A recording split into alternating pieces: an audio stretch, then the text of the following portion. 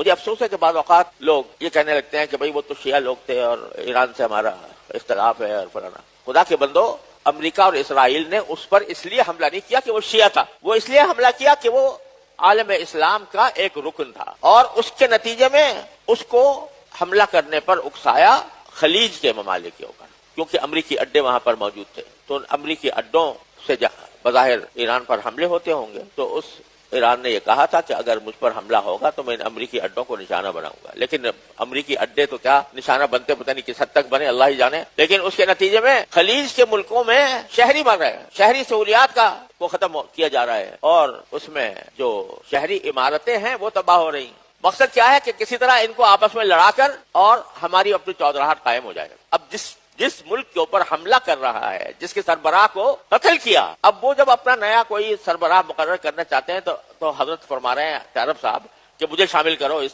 مشورے میں کہ تمہارا نیا سربراہ کون ہوگا. مجھے یہ قبول نہیں ہے جو تم اس سے بڑی دھاندلی عالمی سطح پر غنڈہ گردی اور دھاندلی اور کیا ہوگی.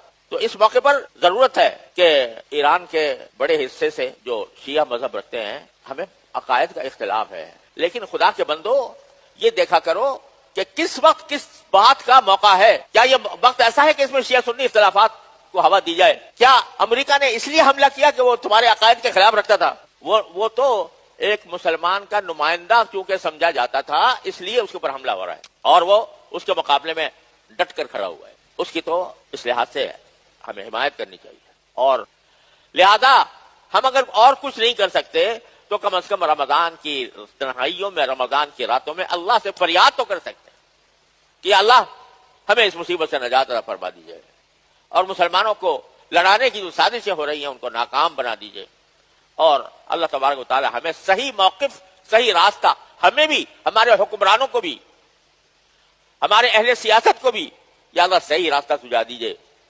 ایسا راستہ جو ہمارے ملک کے لیے، ہماری ملت کے لیے، ہماری امت مسلمہ کے لیے بہتر ہو. یہ دعا بھائی ہر مسلمان کم از کم یہ دعا کا، اس دعا کا وظیفہ بنا لے رمضان کے اندر. تو کچھ بھائی دیں کہ اللہ تعالیٰ ہمارے دن بدل دیں. اللہ تعالیٰ اپنے فضل و کرم سے ہم پر رحم فرمائے. وآخر دعوانا الحمدللہ رب العالمین.